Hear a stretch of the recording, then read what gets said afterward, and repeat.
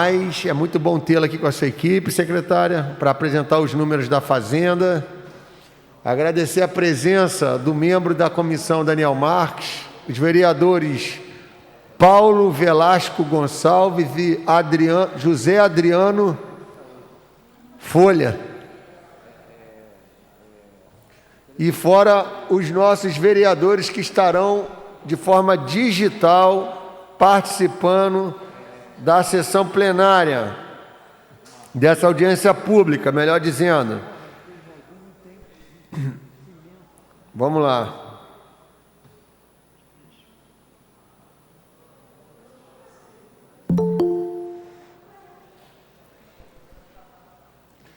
Plenário já está online, muito bom. Eu já me conectei aqui também. Isso, vai dar a microfonia. Eu já vou desligar aqui o som. Pronto. Só para eu ir acompanhando aqui quem está na tela.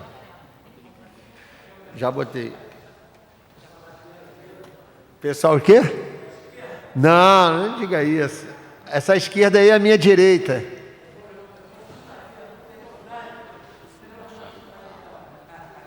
Vou te dar.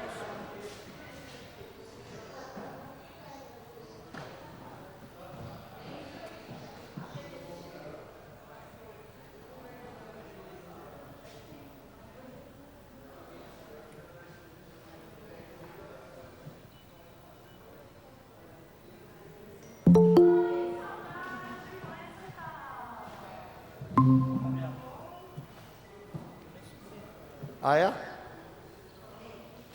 Maravilha.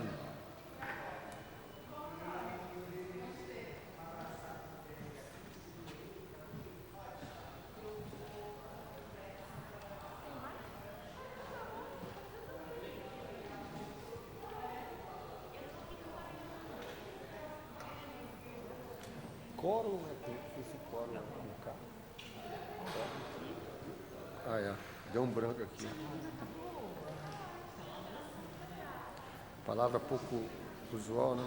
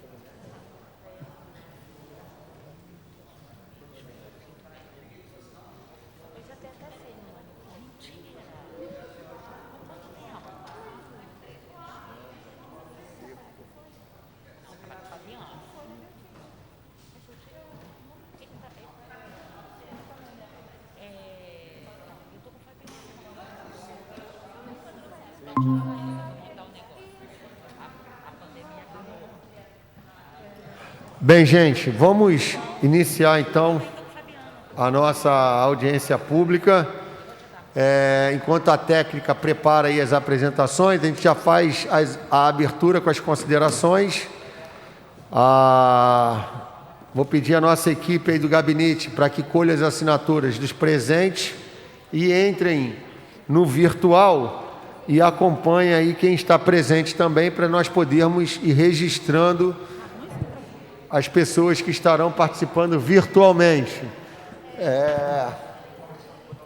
Vou pedir ao doutor Tiago Conhasca que me auxilie aqui nessa audiência, fazendo as leituras devidas. Só quando acabar ali... São 11h50, está aberta a nossa audiência pública. Quem vai fazer a ata, Mônica? Moniquinha, vai ser gravado, depois redige a ata, não é isso? A ata é feita por aqui, pelo taquígrafo, né? Ok. Então, estamos iniciando na manhã de sexta-feira, dia 18 de fevereiro de 2022, a audiência pública para tratarmos da apresentação do quarto trimestre né, do terceiro quadrimestre, melhor dizendo, das contas de Niterói. Bem, vou pedir ao doutor Tiago que faça a leitura do convite e depois registrando que na quarta-feira, dia 16 de fevereiro, foi publicado no jornal A Tribuna a convocação para a mesma. Doutor Tiago, por favor. Bom dia a todos. Por determinação do excelentíssimo senhor presidente, vereador Milton Carlos Lopes, CAL, convido Vossa Excelência para audiência pública legislativa com a Comissão Permanente de Fiscalização Financeira, Controle e Orçamento, que será realizada no dia 18 de fevereiro do corrente ano, no plenário desta Casa Legislativa, com horário previsto para as 11h30, podendo ser utilizada a tecnologia de videoconferência, dadas as circunstâncias. A presente audiência se faz necessária para a apresentação da prestação de contas da Prefeitura referente ao sexto bimestre e terceiro quadrimestre de 2021, conforme determina a Lei de Responsabilidade Fiscal, para o que contamos com a sua prestigiosa presença e indispensável contribuição. Obrigado, doutor. Feito a leitura inicial, quero registrar a forma como conduziremos essa audiência. Haverá a apresentação pelos profissionais da Secretaria de Fazenda. Antes, porém, a secretária Marília vai fazer uma breve fala com a sua eloquência, vai falar para nós um resumo, uma síntese desse terceiro quadrimestre, e a sua equipe técnica fará a devida apresentação. Logo após, nós iremos ouvir dos presentes, tanto virtual ou fisicamente, as perguntas pertinentes ao assunto que será demonstrado. E, ao fim, os vereadores terão a sua fala consignada para que façam uso da mesma, e aí nós encerramos essa audiência. Presumo que até às 13h30 nós já tenhamos chegado ao fim, né? Caso necessário, a gente estica mais um pouco, mas acredito que 1h30 é um tempo suficiente para nós chegarmos ao final desta. Registro aqui a presença do subsecretário Rafael, dos vereadores José Adriano Folha, Daniel Marques, Paulo Velasco Gonçalves, além do presidente Fabiano Gonçalves. Muito obrigado. Secretária Marília, um grande orgulho recebê-la aqui na nossa casa. A palavra está contigo. Olá, todos me escutam bem? Bom dia a todos e todas. É com imenso prazer que a gente faz aqui... Pronto. A gente faz aqui, então, a última audiência pública referente ao ano fiscal de 2021.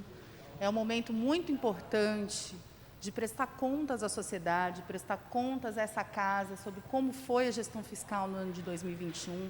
Gostaria de saudá-lo, então, vereador Fabiano e presidente da Comissão de Orçamento da Câmara, ao vereador Daniel Marques também. São interlocutores que estão sempre próximos ali à Secretaria de Fazenda, para a gente discutir alterações em legislações que possam melhorar a eficiência da arrecadação, facilitar a vida do contribuinte. Acompanham na lupa também como está a performance do ingresso de receitas, as principais despesas, discutem comigo o preço do Brent, do dólar, enfim, eles acompanham a gente, a aplicação do fundo. Então, são parceiros realmente muito importantes da Secretaria de Fazenda, que ultrapassam somente esse momento de prestação de contas, mas que acompanham realmente de forma ativa a nossa atuação na Secretaria de Fazenda. Gostaria de saudar especialmente também a subsecretária de Contabilidade Geral do município, a Fernanda, que está aqui, assumiu esse ano essa função importante, era diretora da Secretaria também, na área de contabilidade, e ela é servidora de carreira do Estado, um grande quadro, que está também levando à frente a profissionalização dessa área na Prefeitura. Esse ano também, e a toda a equipe também de contabilidade que está aqui presente, nos assistindo na Secretaria de Fazenda. Foi um ano também que a gente aprovou um decreto que cria o Sistema Municipal de Contabilidade e a Rede Municipal de Contabilidade da Prefeitura, com o objetivo, vereador Fabiano, de garantir, então, que a gente tenha um contador com CRC dedicado em cada entidade da Prefeitura Municipal de Niterói, para garantir a melhoria nesse processo de prestação de contas, de contabilização, né, das nossas finanças, dentro de tudo que o MCASP fala, dentro de todas as normas do Manual de Demonstrativos Fiscais, das IPSAs. Então, essa rede ela tem se fortalecido, a gente faz encontros mensais com essa rede e passa ali os principais conceitos contábeis que a gente sente mais deficiência, né, no município, com o objetivo justamente de fortalecer a nossa gestão, né. Bom, em relação a como foi o ano fiscal de 2021, ele foi um ano muito desafiador, né? Desde 20, então, a gente, quando teve a deflagração, da pandemia de Covid-19, a gente enfrentou o maior desafio da nossa geração e as contas públicas não passaram incólumes aí a esse processo, né? Foi o primeiro ano, desde que eu estou aqui no município, que a gente teve em 2020 uma arrecadação a menor do que a previsão da lei orçamentária, muito em função da paralisação das atividades econômicas, né? E também foi um ano em que a gente precisou ampliar a nossa cobertura social de políticas, tanto para a manutenção dos empregos, como renda também aos trabalhadores da nossa cidade, por meio de renda básica de cidadania, né? Renda básica que a gente pagou, Empresa Cidadã, Supera Mais, Hospital Oceânico. Foram mais de R$ 1 bilhão investidos para combater os efeitos da pandemia. E, óbvio, a gente só conseguiu fazer isso porque a gente tinha disponibilidade financeira para arcar com isso. Então, de maneira responsável e diligente, o prefeito Rodrigo Neves até sacou, à época, R$ 200 milhões do Fundo de Equalização da Receita para compor esse orçamento em 2020, né, que foi acompanhado, então, de uma frustração de receita e o aumento das despesas, num momento importante. 2021, a gente começa com uma lei orçamentária anual, pela primeira vez, desde que o Rodrigo assumiu, né, e o governo, e o Axel, né, foi o primeiro ano do Axel, que foi 100 milhões a menos do que o ano anterior. Então, em 2020, o orçamento total na LOA era de 3 bilhões e 600 milhões. Em 2021, foi de 3 bilhões e 500 milhões. E a gente fez isso, por quê? Porque a gente tinha medo do que poderia acontecer com a economia, que ainda estava muito fragilizada. 2020 foi executado quanto? Dos 3,6%? Dos 3,6, foi executado, ele executou até a mais, entendeu? Do que foi do que previsto, porque a gente recebeu verba do governo federal, sacou 200 milhões. Então é isso, ele terminou com e a gente foi 3.700 e a gente arrecadou 3,5 em 2020. Bom, aí o que aconteceu em 2021? Se todos se lembram aqui como foi ano passado, no começo do ano a gente teve um momento, ali em abril, entre março e abril, de fechamento de novo, porque deu um recrudescimento novamente da pandemia. E aí a gente deu mais 2 diferimentos de ISS, Fabiano, naquele momento. A gente continuou as políticas de apoio ao trabalhador e também ao renda básica. E era um momento em que o Brent e o dólar ainda não estavam da maneira como ele começou a performar ao longo do ano. E hoje tem a perspectiva de chegar até $100 o barril. Exatamente, está em 90, mas pode chegar até 100. Mas não era esse momento. A gente recebeu na risca a previsão de royalties até o primeiro semestre. Assim, foi dentro, toda a perspectiva de arrecadação foi dentro do estimado. Os juros estava na casa de 2%, até um pouco menos, e isso fez com que a gente arrecadasse melhor no ITBI, assim como vários outros municípios do país, em função dos juros baixos, aquecer o mercado imobiliário, porque as pessoas guardam menos e compram mais, né? Só que aí, a partir do meio do ano, a gente teve uma mudança de chave, né, na política fiscal aqui do município. Por quê? Porque o Brent subiu, a gente começou a receber royalty. O Brent é o barril do petróleo, é a cotação do barril do petróleo no mercado internacional. E isso influencia, obviamente, o que a gente recebe de royalty, né? O dólar também. E aí a gente começou a receber participação especial e parcela de royalty numa quantia muito acima do que a gente tinha previsto inicialmente, até do que a ANP tinha previsto. Então, se a gente tinha uma perspectiva de receber 1 bilhão e 2 ali, né, 1,2 bilhão de royalties no começo do ano passado, a gente fechou o ano com 1 bilhão e 900, tá? Então, isso foi uma questão muito importante que aconteceu, sobretudo, a partir do meio do ano. Outra coisa muito importante que aconteceu a partir do meio do ano foi, com o disparo da inflação, a inflação disparou no país, foi o maior valor de inflação que a gente assistiu desde o começo do Plano Real, na casa de 2 dígitos, ou seja, 10%, e isso impactou sobremaneira na arrecadação de todos os entes subnacionais, né, governo federal e entes subnacionais, principalmente no que se refere ao ICMS. O ICMS, ele é um imposto muito sensível à inflação, porque desde toda a cadeia logística, né, a produção, até chegar no consumidor, você tem inflação em cascata. Então, não é só você aplicar o deflator. Dá uma diferença até de 20% no repasse desse imposto, em função da inflação. É um imposto muito sensível. O que aconteceu no final do ano passado, então? No começo do ano, se os municípios estavam necessitando de recursos para fechar as contas, no final do ano, foi o maior superávit de ente subnacional registrado no país, na casa de 98 bilhões de reais, tá? E isso fez com que os municípios tivessem uma dificuldade de executar, por exemplo, as receitas vinculadas, despesas a receitas vinculadas, como, por exemplo, os 25% da educação. 1.000 municípios, Fabiano, 1.000 municípios, segundo a FNP, ou seja, quase metade, né? Eles fecharam um ano sem cumprir os 25% da educação. Detalhe que esse ano foi executado, né? Não liquidado. Foi o pago, mas também você podia levar 10% do Fundeb para o próximo ano, porque já está na regra do novo Fundeb.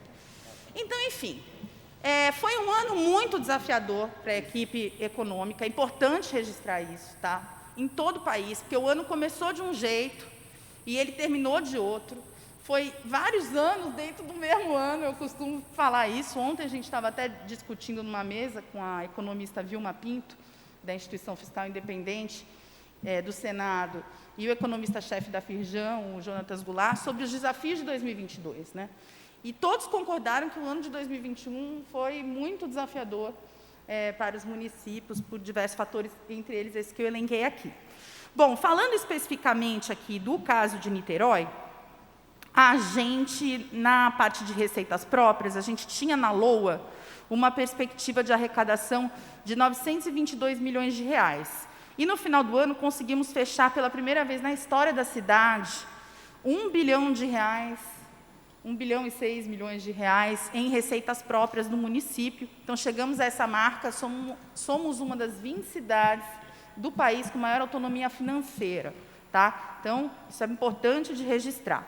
A gente teve uma variação entre a previsão atualizada da LOA e a arrecadação de 15%. A gente arrecadou 115% do que estava previsto. 15% a mais, exatamente. Na questão das receitas transferidas, que incluem o ICMS e o royalty, por exemplo, a gente tinha previsão na LOA de arrecadar 2 bilhões e meio. E a gente conseguiu fechar a arrecadação em 3 bilhões de reais. A gente conseguiu, portanto... Qual é esse? Esse é receitas de transferências. Que entre elas entra o ICMS e o royalty. Então, a gente fechou em 119%, ou seja, 19% acima do que a gente tinha previsto inicialmente. Do ponto de vista do resultado orçamentário, nas receitas arrecadadas totais, a gente chegou a 5 bilhões de reais. Pois é, 1 bilhão e meio a mais do que a previsão da LOA. Mas veja, isso é importante, mas é o que eu estava falando aqui no começo. foi uma condição sui generis, por conta da questão do royalty e do ICMS. A gente já está vendo esse ano, vereador Fabiano, que o royalty está dentro das estimativas, tá? E estamos vendo que o ICMS, por exemplo, já frustrou em relação ao que a gente estava prevendo. Ou seja, a inflação já não está mais dando todo esse resultado, esse ano, agora, do primeiro mês de 2022. Então, também a pandemia da Ômicron. Pandemia, a gente tinha feito uma previsão muito tímida da LOA também, entendeu? Se tivesse feito ali 4 bilhões, pelo menos, mas foi uma previsão muito tímida, considerando o cenário de crise. Então, tem que olhar tudo isso. O resultado ele é um resultado que tem que ser comemorado com muita parcimônia. É isso que todos os analistas têm dito, que esse superávit financeiro dos municípios não pode ser uma armadilha fiscal para sair dando reajuste na casa da inflação. Isso quebra as contas públicas, porque você arrasta esse reajuste para os próximos anos. Então, é fundamental que estejamos concentrados. Esse resultado é para ser comemorado, mas não é para liberar geral, entendeu? Faz festa, mas nem tanto. Bom, despesas empenhadas, a gente empenhou 4,1 bilhão de reais e tivemos um resultado orçamentário na casa dos 850 milhões de reais, tá? Em relação aos limites da Lei de Responsabilidade Fiscal, no que tange os gastos com pessoal do Poder Executivo, que pode chegar até 54% da receita corrente líquida, nós fechamos em 35,6%. Em relação à aplicação em saúde, que pode chegar a 15%, nós fechamos em 16,8%. Em relação à educação, que eu falei aqui, que todos os municípios tiveram muita dificuldade de fechar essa despesa, nós conseguimos fechar no patamar de 26,8%. Ou seja, acima dos 25% exigido pela Constituição. Em relação à questão da dívida consolidada líquida, continuamos num patamar muito confortável, certamente uma das prefeituras menos endividadas do país. Nós temos 788 milhões de dívida consolidada líquida e temos um patamar de 1,985 bilhão de receitas e receitas a receber, o que nos dá aí uma margem negativa de 27% a menos, sendo que é permitido pelo Senado, né, que dispõe sobre o limite de endividamento dos entes, no máximo até 120% da receita corrente líquida. Então, realmente, é um patamar muito confortável que o município tem. Na realidade, a cidade não deve, né? Ela tem reserva de sobra, exatamente. Então, isso é muito importante, eu vejo como algo salutar. Acredito que hoje a gente tem uma disponibilidade que não tem necessidade da gente contrair empréstimos, a gente tem que aproveitar esse presente dos royalties para fazer os investimentos necessários no município. E dizer também que a gente comemorou o final do ano passado também com uma ação importante, que a gente estava com um fundo, né, quando a gente sacou lá os 200 milhões, ficou 100 milhões, a gente conseguiu recompor até, com os aportes, né, ao longo do ano passado, 300 milhões, e colocamos mais 200 milhões de reais, com um aporte voluntário, para cobrir o que a gente tinha sacado em 2020. Então, a gente fechou o ano com o nosso Fundo de Equalização da Receita, com 450 milhões de reais, vereador Fabiano, e agora o fundo já está com 493 milhões de reais, ou seja, esse ano vai bater acima de 500 milhões de reais, o que dá também para o município uma reserva financeira de bastante segurança para poder enfrentar os desafios que estão por vir, haja visto que essa tem sido falada que vai ser a década das pandemias, então a gente precisa estar pronto para esses desafios. Bem, esse é um resumo das principais questões que eu queria trazer aqui para você, e eu passo agora a palavra para a nossa querida Fernanda, contadora-geral do município. Obrigada, viu? Olá, bom dia a todos. Bom dia, vereador Fabiano. Em seu nome, eu cumprimento todos os colegas aqui da Casa Legislativa. Queria agradecer primeiramente a presença dos meus colegas lá da contabilidade, toda a equipe aqui presente, e o pessoal que está em casa também. Como a secretária Marília mencionou, né, estamos aqui hoje em atendimento à Lei de Responsabilidade Fiscal, tendo em vista o encerramento do exercício 2021 e a necessidade de apresentar os resultados do município em relação à execução orçamentária e à gestão fiscal realizada durante o ano de 2021. Pode passar, por gentileza? Eu acho que está lá em cima. Pessoal da técnica, pode passar aí, por favor? Bom, então, em cumprimento da Lei de Responsabilidade Fiscal, a gente precisa estar aqui no Legislativo, né, demonstrando os resultados da gestão fiscal nos meses de maio, setembro e fevereiro, e, portanto, estamos cumprindo com essa determinação legal. Pode passar, por gentileza.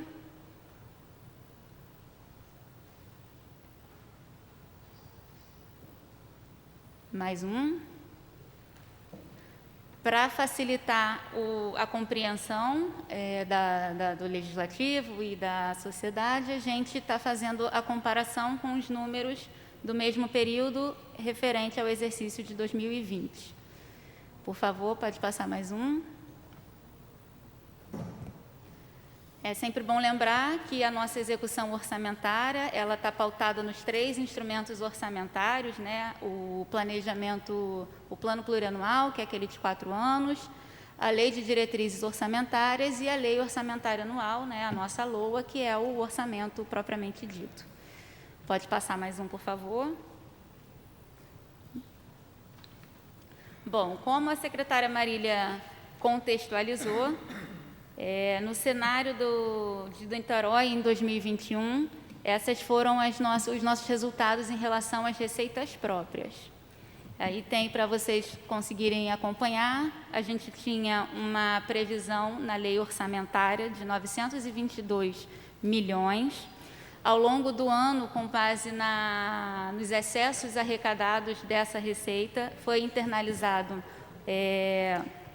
um montante de receita, e a nossa previsão com esses créditos adicionais passou a ser de 1.600 bi. Arrecadado ao total foi de 1.154 bi, perfazendo aí um montante de 25% superior àquele inicialmente previsto na LOA e de 15% considerando a lei mais os créditos.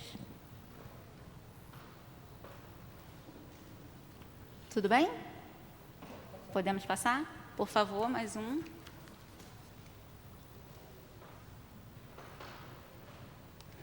Quanto às receitas de transferências, que são aquelas que a gente arrecada, né, tanto do Estado do Rio, quanto as que vêm oriundas da União, nós tínhamos na LOA uma estimativa de 2 bilhões e meio de arrecadação, e com base no contexto que a Marília citou, né, tanto do ICMS quanto dos royalties, a gente teve uma atualização ao longo do ano para 364 por conta dos excessos de arrecadação que foram internalizados no nosso orçamento, e fechamos o ano com uma arrecadação de 2.984. Comparado à previsão inicial, a gente teve aí 15% a maior.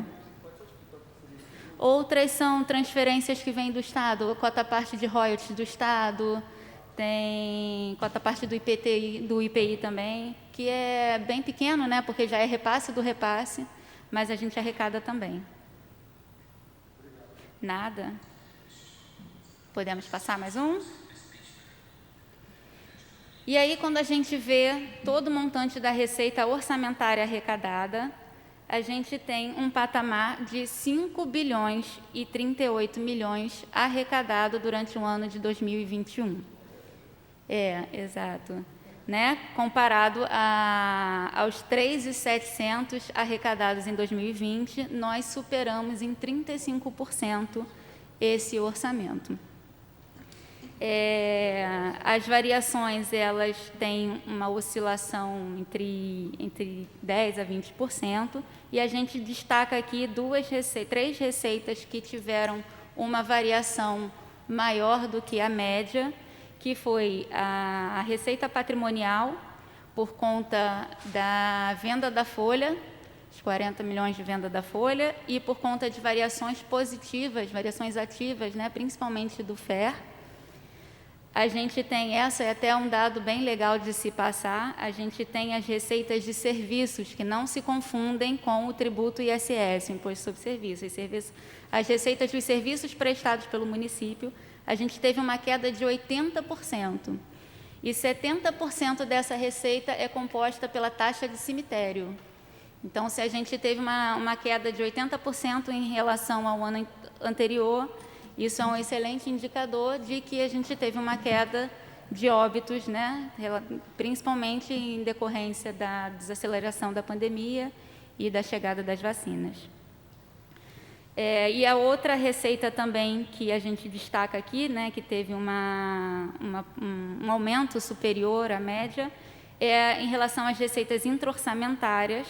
A gente teve um aumento de 119%, né, nessa receita intra-orçamentária, que é referente a esses aportes que foram realizados para o Fundo de Equalização da Receita. Lembrando que o que a gente está mostrando aqui são dados consolidados do município. Então, o aporte do FER entra nessa linha aqui. Podemos passar? Em relação às despesas, a gente traz aqui as despesas empenhadas, né, o primeiro momento da execução orçamentária, que é aquele que já configura o compromisso do município. A gente destaca as principais... a gente tinha uma execução orçamentária, o empenho de 2020 foi de 3.838, e agora, em 2021, nós executamos 4.188, o que representa 9,13% em relação ao exercício de 2020. E em relação às despesas do exercício de 2020, aquelas que foram mais expressivas, né, a variação em relação ao período de 21, a gente traz aqui a amortização da dívida, que ela foi superior, principalmente em decorrência da variação cambial, né, por conta do dólar tão elevado, e as despesas intras, novamente, entra a questão do FER. Né? Assim como a receita intra estava bem mais elevada, aqui na despesa, quando a gente consolida, ela fica lá numa linha de inversões financeiras intra-orçamentárias. Então, esse montante aí é referente a esses aportes, né, que a Prefeitura fez, que a Fazenda fez para o FER, para o Fundo de Equalização da Receita. E aí, quando a gente compara a receita arrecadada com a 2020 com 2021, esse gráfico aí é para a gente conseguir enxergar. O montante maior, né, 61% das nossas receitas são referentes às receitas de transferências correntes. Em seguida, 22% do montante total arrecadado são as receitas próprias, né, de impostos, taxas e contribuições, receitas tributárias arrecadadas diretamente pelo município. Em seguida, as receitas intra-orçamentárias e vai passando aí as contribuições e demais receitas correntes. Em relação à despesa... Pode voltar, por gentileza? Entra no intra. Em relação às despesas detalhadas por função, em 2021, 18% das despesas empenhadas foram destinadas à saúde, 17% foram destinadas à função administração, 13% foram para a função educação, 12% foram para despesas intra-orçamentárias. Dentro dessas despesas intra-orçamentárias, novamente, está o repasse realizado para o Fundo de Equalização da Receita. Em seguida, 11% é de previdência social, né, aquele aporte que o município faz ao Fundo de Previdência para suprir, para cobrir o déficit do fundo. 10% para demais funções e um percentual menor para urbanismo, assistência social, segurança pública, saneamento e, a menor de todas, para o legislativo. O tamanho é menor, né? Agora sim, pode passar, por gentileza. Sim, sim. Tendo em vista que o duodécimo é arrecadado com base na arrecadação. Exato. Como bem lembrado aqui pelo vereador Fabiano, o próprio Legislativo também teve um aumento de arrecadação, uma vez que o duodécimo é estimado com base na lei orçamentária e tendo em vista a arrecadação, né, superior à estimativa, eles receberam essa complementação no duodécimo. Mais um. Então, em relação ao nosso resultado orçamentário, lembrando só que o resultado orçamentário não se confunde com o resultado financeiro, né? O superávit ou déficit financeiro é aquele que a gente apura no balanço patrimonial, que não está aqui nessa prestação de contas, porque nossos indicadores são só orçamentários. Então, resultado orçamentário é quando a gente compara a receita arrecadada com a despesa empenhada. Então, arrecadamos 5 bi, como apresentei, 5 bi e 38 milhões, empenhamos 488 e chegamos a um resultado orçamentário de um superávit de 849.761.410. Só mais uma vez, superávit orçamentário. Pode passar, por favor.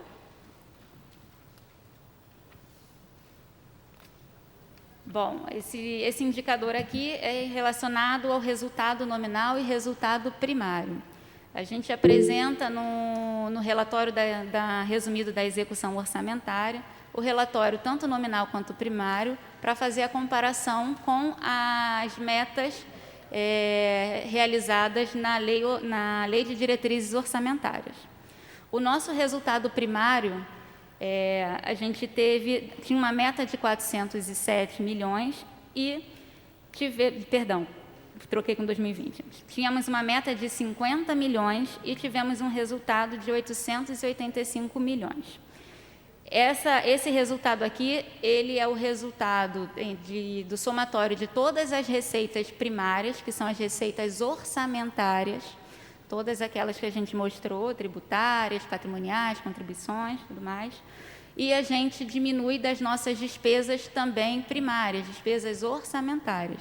Não entra para o cômputo desse resultado as receitas financeiras, né? De resultados de juros ativos, resultados de juros passivos, isso não entra. Então, considerando apenas o resultado orçamentário, orçamentário primário, receitas primárias menos despesas primárias, a gente chegou num resultado de 885 milhões, bem superior à meta estimada na Lei de Diretrizes Orçamentárias.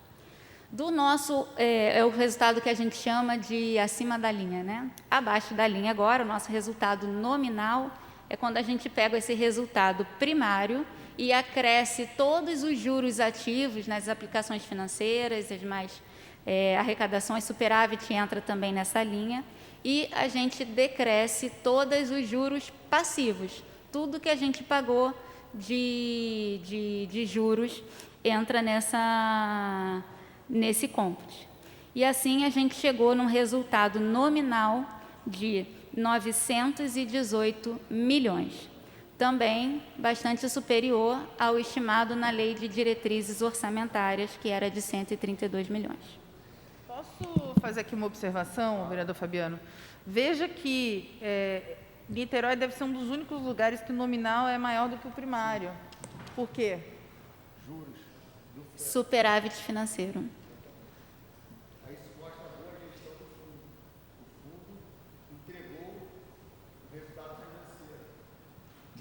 Exato. O superávit financeiro, ele não entra no resultado primário, uma vez que ele não foi do orçamento do ano, né? Ele é resultado de anos anteriores.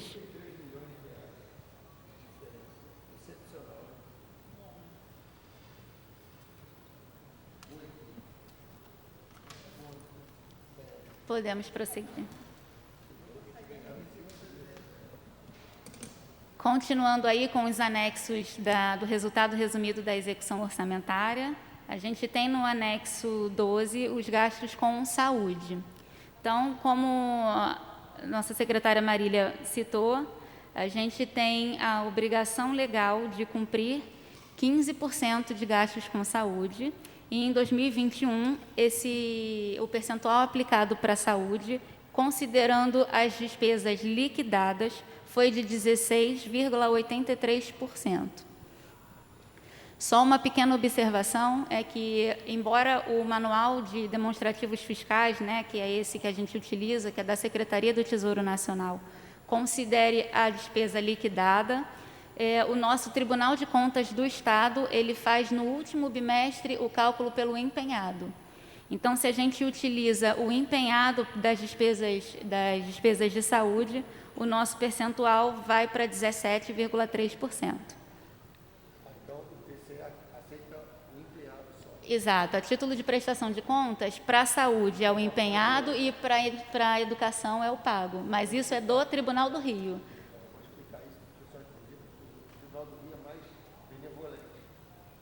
Para a saúde só.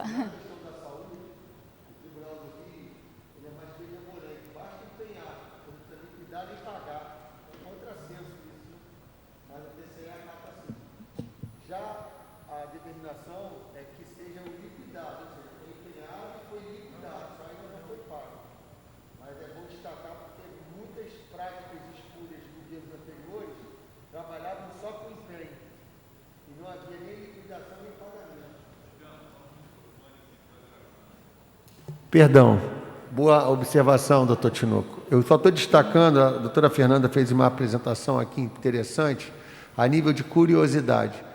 A boa prática da contabilidade pública determina que o gasto com a saúde seja liquidado, você não precisa ter pago, mas você liquidou, são 3 fases, empenho, liquidação e pagamento. Então, a determinação da contabilidade é que seja liquidado no mínimo 15% das receitas vocês chamam de receita de impostos, né? Receitas de transferências e arrecadação própria. Contudo, o TCE é mais benevolente, ele permite você apenas empenhar. Então, nós já tivemos casos aqui no estado do Rio de Janeiro, onde governadores não pagavam nenhum fornecedor, mas tinham suas contas aprovadas porque eles apenas empenhavam o valor. E a Alerj aprovava as contas, porque o parecer do Tribunal de Contas era favorável. Basta empenhar. Então, se você fizer um orçamento muito longo, muito expandido, sem nenhuma fundamentação teórica de que vai entrar aquele recurso, mas tendo orçamento, você empenha tudo, não liquida e não paga, porque para liquidar e pagar tem que ter dinheiro. Então, a Prefeitura de Niterói, mais uma vez, demonstra a sua eficiência, e aqui eu destaco a excelente execução da política financeira da Prefeitura, na condição da Marília, no aspecto de trabalhar com a liquidação.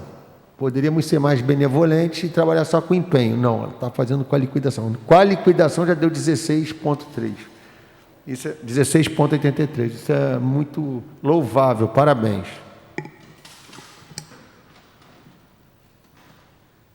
Pode voltar com a apresentação, por gentileza? Obrigada.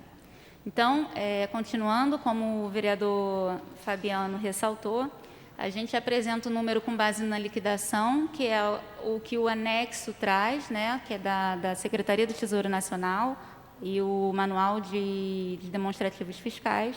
Porém, o Tribunal de Contas do Rio de Janeiro, ele utiliza a título de mínimo a despesa empenhada. E por isso a gente trouxe os dois para conhecimento de todos. 16,86% foi a aplicação considerando a despesa empenhada, 17,3% é o que o tribunal considera, considerando a despesa 16 a liquidada e 17,3 considerando a despesa empenhada. Pode passar, por gentileza.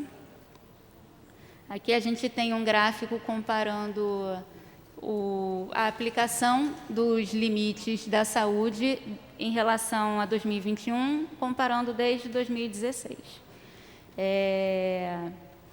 Reparem que a gente tem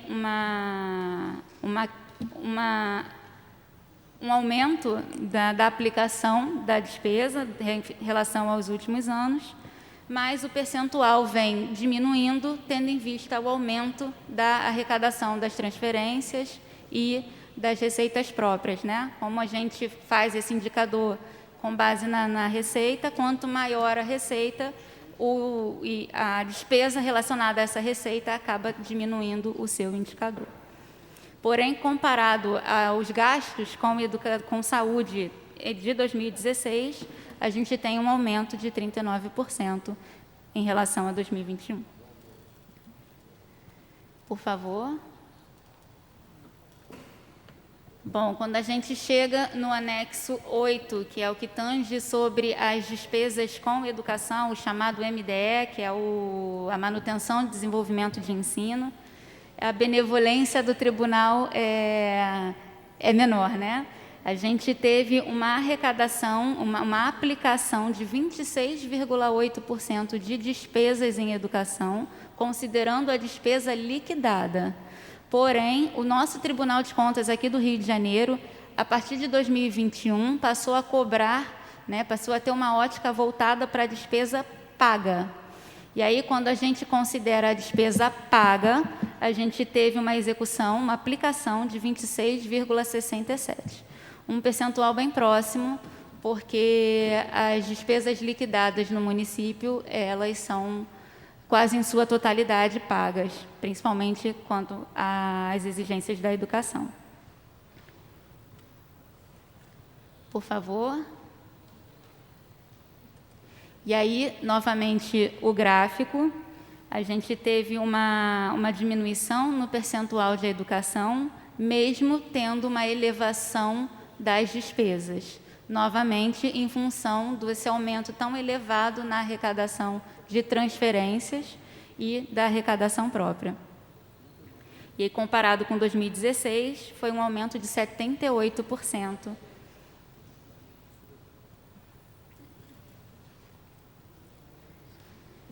Então, considerando os 16,8% das aplicações na saúde e os 26,8% das aplicações de educação, a gente ficou com um saldo de 125.659 para ser utilizado da nossa receita corrente em outras despesas. Volta, por gentileza. Ainda nesse slide, a gente traz os números relacionados aos programas de combate à pandemia.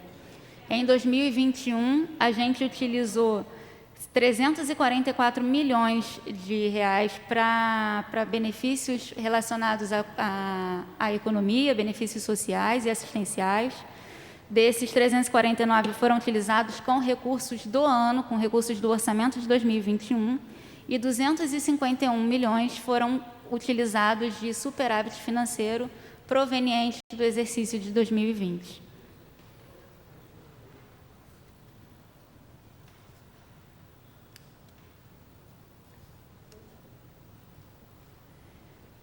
Continuando com os anexos do relatório resumido, a gente teve, ao longo de 2021, uma receita corrente líquida superior que a de 2022, a de 2020, em 32,5%.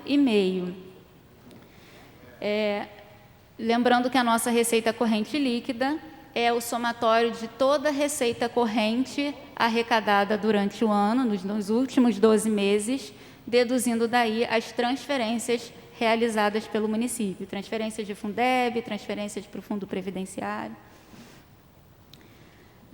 Falando em previdenciário, a gente teve um resultado no fundo previdenciário superavitário em 4,14%. Mas aqui é importante mencionar que o sistema previdenciário ele possui dois fundos, né? Um fundo previdenciário e um fundo financeiro. O fundo financeiro ele é deficitário e, portanto, é preciso fazer que o município aporte recursos para poder custear as despesas, né, de pensões e aposentadorias. Porém, o fundo previdenciário, que é o mais novo, ele tem um saldo ainda superavitário e foi 4% a mais do que o resultado de 2020.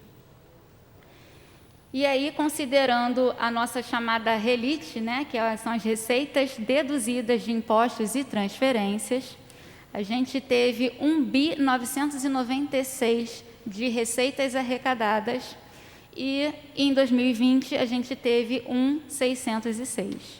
Comparando as duas, em 2021, a gente superou a RELIT de 2020 em 24,27%. Essa receita é a base de cálculo para os indicadores de educação e saúde. Assim, a gente fecha o REREL, né, o Relatório Resumido da Execução Orçamentária, e eu vou apresentar agora os números do relatório da gestão fiscal.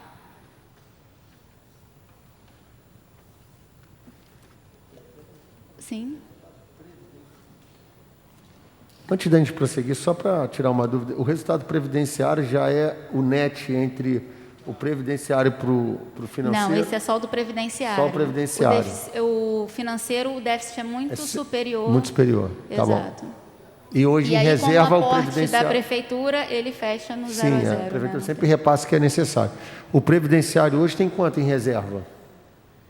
Vou pedir à minha equipe para dar uma verificada.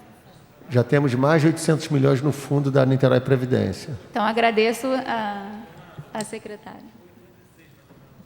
806, aproximadamente.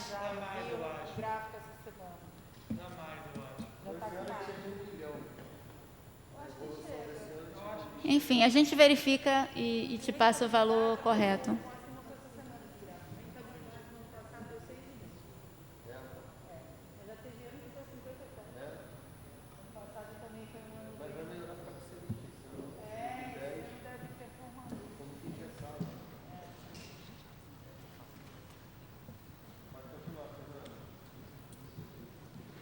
Beleza, então, relacionado agora ao relatório da gestão fiscal, existem alguns indicadores que a gente precisa cumprir, indicadores legais.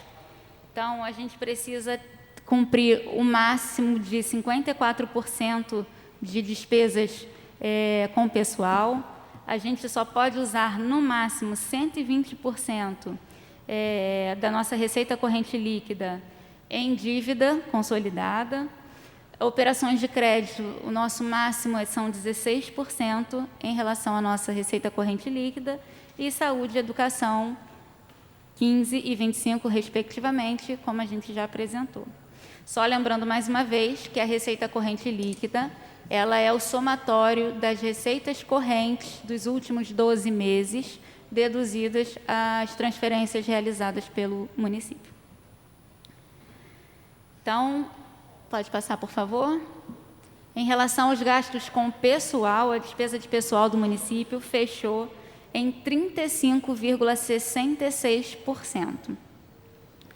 A gente teve um aumento na despesa de pessoal, porém, o indicador ficou mais baixo que em 2020, principalmente por conta dessa elevação da receita corrente líquida, né? Então, como a nossa receita corrente líquida foi muito superior a 2020, o indicador acaba ficando mais baixo, mesmo com esse aumento. Exato. Acréscimo na despesa, mas percentualmente foi menor por conta da base de cálculo, que é a nossa receita corrente líquida. Lembrando que, para fins de limite, não são considerados aqui na nossa despesa de pessoal os gastos do município com indenizações, demissões, despesas decorrentes de decisão judicial, despesas com inativos e pensionistas que são custeados pelo fundo próprio de previdência, só considera aquilo que é aportado pelo município. E despesas de exercícios anteriores também não entram nessa linha. Pode passar, por favor. Abrindo esse percentual de 35,66% que a gente aplicou em despesas de pessoal, 79,63% é referente às despesas com pessoal ativo, 20,11% é referente às despesas com pessoal inativo e pensionistas, e outras despesas, que representam aí os terceirizados, somam 0,25%. Aí tem um comparativo com 2020, onde os percentuais oscilam muito próximo. Pode passar, por favor.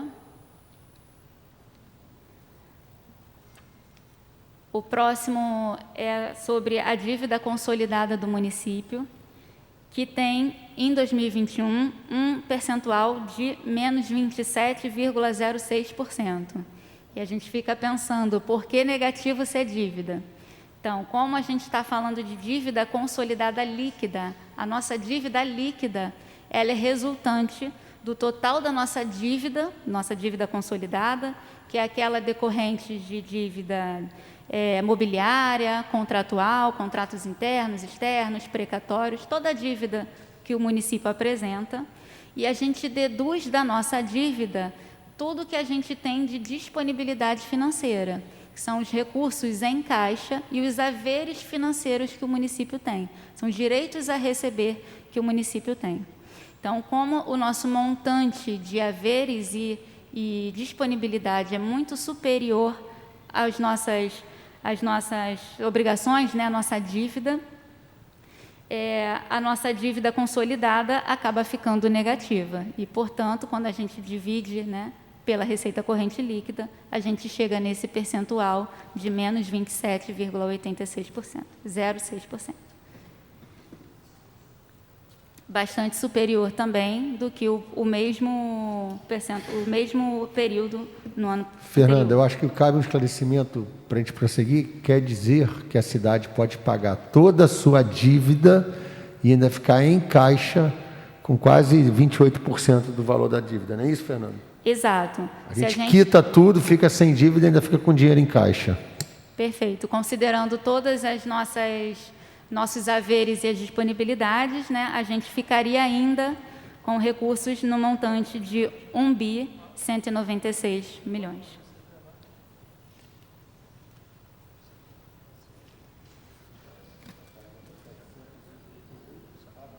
É a diferença. 1 bi em caixa, abatendo a dívida, correto. E aí, desmembrando a nossa dívida, 717 milhões dessa dívida é referente a empréstimos e financiamentos, 32 milhões é referente a parcelamentos e renegociação de dívidas e 38 milhões é relativo a precatórios.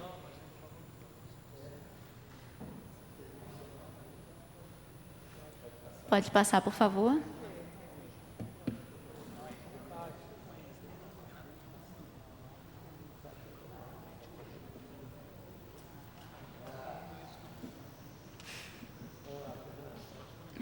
Pode passar, por gentileza. Operação de crédito. Bom, o indicador da operação de crédito, nós tivemos receita proveniente de operação de crédito, né, de crédito, empréstimos, referente a 1,03% quando a gente compara com a nossa receita corrente líquida. A gente tem, no momento, apenas contratos externos, e isso gera esse percentual, que é menor do que o percentual do mesmo período do ano anterior, que somava 2,19%. Lembrando que a legislação permite 16% e nosso montante é apenas de 1,03%. Pode passar, por gentileza. E assim a gente encerra os anexos do relatório resumido, relatório da gestão fiscal, só fazendo então um consolidado. A nossa despesa com pessoal pode ser executada até 54% e nós executamos 35,66%. A nossa dívida consolidada líquida, que a lei permite utilizar até 120% da receita corrente líquida, estamos negativo por conta do valor superior das disponibilidades e haveres e ficamos com um percentual de menos 27,06%. As nossas operações de crédito são permitidas até 16% da receita corrente líquida e nós fechamos o ano com 1,03%.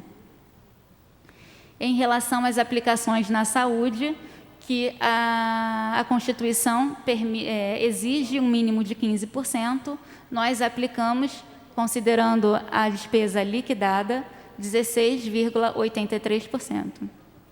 E, por fim, a aplicação em educação, onde a Constituição exige um mínimo de 25%, nós fechamos o ano com 26,80%, considerando a despesa liquidada, e 26,67% pela ótica do Tribunal de Contas, considerando a despesa paga. Bom, esses foram os números. Quem tiver interesse em acompanhar todas as demonstrações bimestralmente publicadas em relação ao relatório resumido da execução orçamentária e quadrimestralmente publicadas no RGF, todas essas informações estão lá no nosso portal de transparência. Pode passar.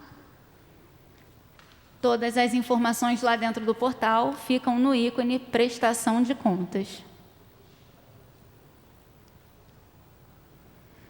Bom, por fim, esse é o resultado que a gente queria apresentar. Queria agradecer novamente a presença da equipe da contabilidade, Fernanda, todo o intenso trabalho realizado nesse exercício de 2021.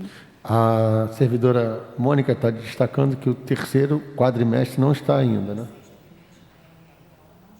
E o sexto bimestre do RRO também não está disponível. Ele foi retificado na sexta-feira da semana passada, publicado na tribuna no sábado, e por conta... Já subiu os anexos? Está por conta da CEPLAG, segundo a informação da minha equipe. Ok, obrigado.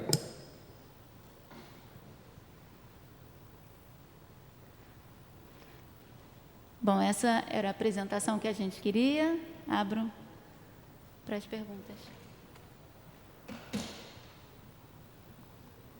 Bem, queria agradecer à subsecretária Fernanda pela apresentação. Desculpa por algumas intervenções, mas acho que é importante algumas observações para que quem está participando online ou presencialmente também possa dirimir suas dúvidas e a gente conseguir prosseguir no raciocínio. Eu queria destacar, se há alguém aí no link, eu estou aqui acompanhando virtualmente, que queira fazer uso da palavra, os vereadores falarão ao final do cidadão que esteja participando.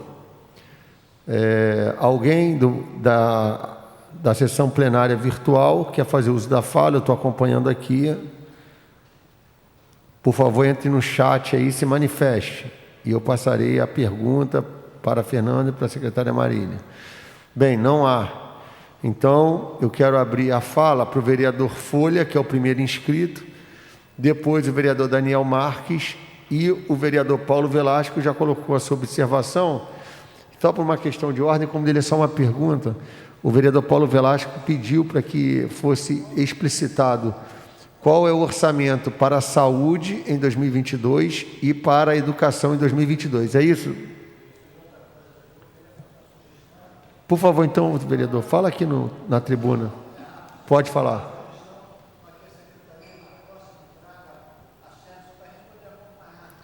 Está ótimo. Disponibilizar maior número de xerox para os vereadores.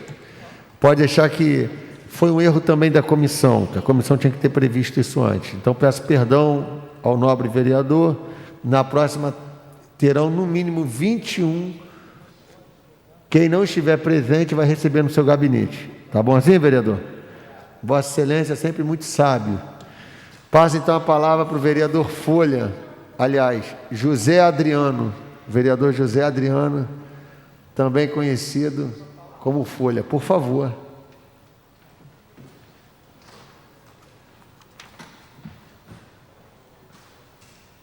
Mônica.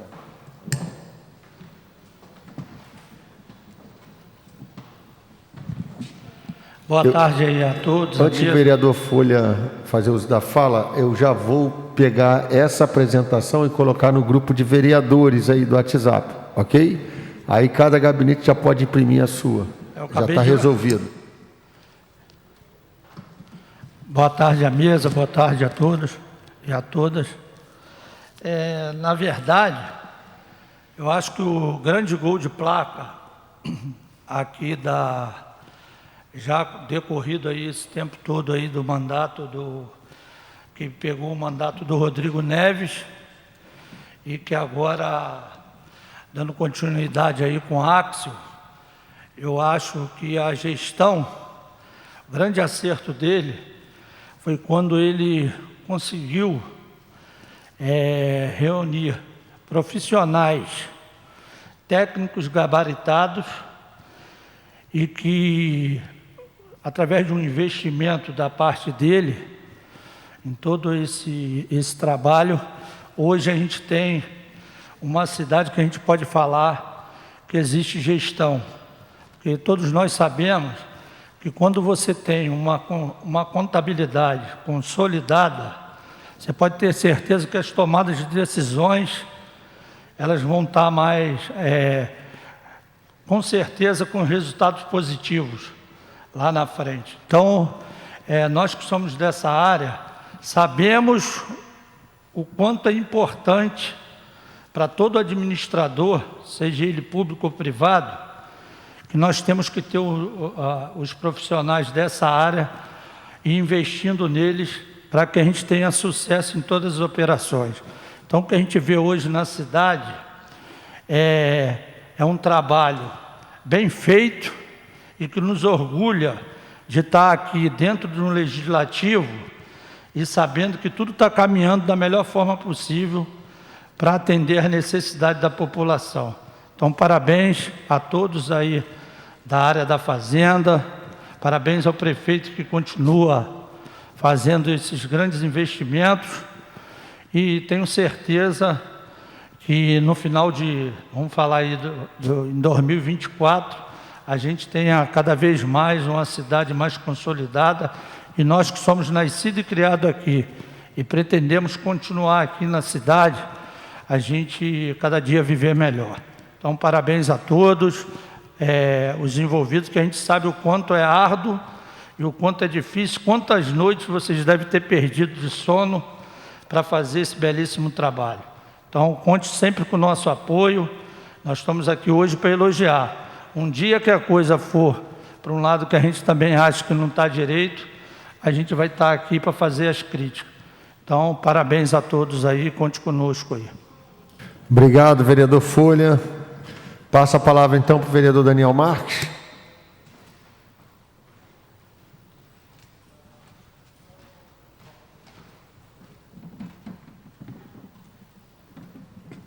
Boa tarde a todas e a todos. Cumprimentar meu amigo vereador Fabiano Gonçalves, que preside essa audiência, secretária Marília, em seu nome, cumprimentar a equipe da secretaria, os vereadores colegas também, a população de maneira geral. Eu queria brevemente aproveitar aqui a presença da equipe, da secretária, fazer algumas colocações.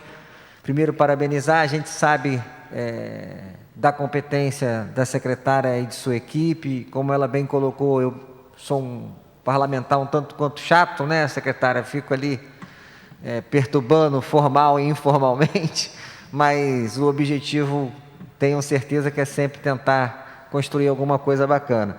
Eu queria aproveitar para tirar uma dúvida, e aí não sei se vocês conseguem me ajudar. A gente recebeu no final do ano, o vereador Fabiano também recebeu, alguns questionamentos do Tribunal de Contas para os nossos mandatos referentes à questão da arrecadação do IPTU, atualização de planta genérica. Tem uma série de peculiaridades ali, problemas que o tribunal apontou. a gente vem fazendo essa troca com eles. Eu queria só uma atualizada de em que pé que está essa questão, para que a gente possa fazer aí um encaminhamento melhor. Eu tenho discutido isso desde o primeiro mandato, né? Decreto de 1973, de planta genérica, algumas obrigações que a gente precisa cumprir, aí a prefeitura precisa cumprir, mas ao mesmo tempo todo um cuidado para que a gente não eleve ainda mais o IPTU, que já é muito alto. Então, como é que a gente pode estar discutindo isso, e que pé que está, e o que a gente pode fazer para ajudar nisso, se é que há alguma coisa. E o segundo ponto, que eu venho conversando com a secretária, e queria aqui, vereador Fabiano, a gente também faz essa conversa. O vereador Douglas Gomes apresentou um projeto de lei sobre liberdade econômica. Nossa comissão, que eu presido, que é Desenvolvimento Econômico, e o vereador Fabiano é o vice-presidente. A gente pegou esse projeto de lei, conversamos com a secretária, tem também a ideia do executivo de fazer. A gente até acha que essa iniciativa deveria ser mesmo do executivo, mas que a gente possa aproveitar da melhor forma possível para se fazer algo esse ano que ajude aí na desburocratização da vida dessas pessoas que acabam fazendo a cidade funcionar, né? Empregam, enfim, dos serviços e comércio da cidade. E aí a gente poder também entender como está funcionando isso, em que pé que está. E uma dúvida mesmo agora para a subsecretária, que diz respeito a essa arrecadação a maior. Quando ela acontece, e aí a gente já tem as leis, obviamente, LDO, PPA, tudo posto, publicado, como que se decide, o que se faz com essa arrecadação a mais? Tem que normatizar isso por decreto? Como é que funciona isso na prática, assim? Para onde vai essa arrecadação na prática? Não sei se me fiz entender, eu tenho dúvida real mesmo de quem não conhece essa questão. E aí, porque a gente que aqui é parlamentar fica batendo cabeça para tentar encaminhar isso, porque a gente acha que é prioridade, mas não tem previsão na lei. E aí a gente patina um pouco nisso. Seriam essas as colocações. Agradecer mais uma vez, parabenizar de novo pelo respeito que a secretária tem quando a gente a procura para discutir, mesmo sendo um vereador eleito pela oposição, sou sempre muito bem tratado por todos vocês da Secretaria de Fazenda, e acho isso importante de registrar aqui. Não é só fazer crítica, mas colocar também quando a coisa funciona bem. Agradecer a todos vocês e um excelente final de semana. Bem, obrigado, vereador Daniel. Eu também tenho uma pergunta, aí faço a minha pergunta e vocês podem responder as duas indagações. O doutor Tinoco quer fazer uso? Quer perguntar? Por favor. A audiência é pública, todos os senhores e as senhoras presentes no parlamento têm direito de fazer pergunta. Bom, boa tarde a todos, todas. Vou tentar ser breve aqui, só justificar também a ausência do Paulo Eduardo. Está escutando lá, mas ele hoje não se sentiu muito bem hoje pela manhã e preferiu não falar.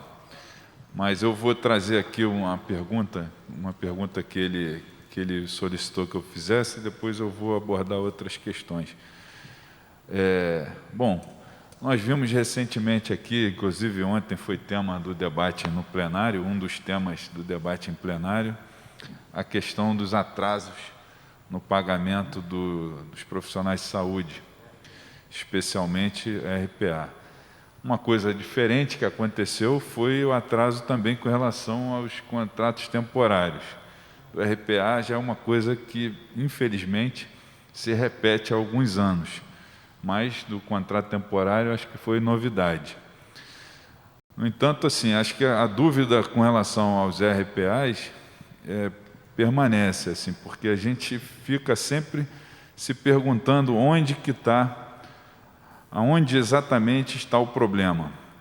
E a gente ouve falar que o problema está na Fazenda, que é a Fazenda que demora a autorizar, né, o pagamento efetivo desses trabalhadores por conta de ser um controle difícil, etc. A gente não tem como, a Fazenda não teria como aferir rapidamente o trabalho efetivo desses profissionais. Só que isso não é novidade, né? Isso já acontece há muito tempo, a gente sabe exatamente onde estão os... Imagino que saibam, eu como chefe de gabinete aqui da Comissão de Saúde, tenho uma noção de onde estão esses profissionais. E, obviamente, que a Prefeitura também sabe, né? Não tem nenhuma novidade nessa prestação de serviço. Então, a gente fica se perguntando exatamente qual é o problema que a gente ouve desde o Barbeiro, desde o secretário Barbeiro aqui no município, que ele coloca isso também, essa dificuldade de monitorar.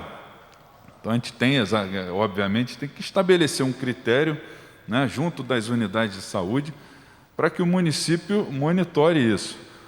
Óbvio que tem que ter um cuidado muito grande, né, porque é um contrato precário. A gente está cansado de ver, né, as necessidades que acontecem no dia a dia da saúde.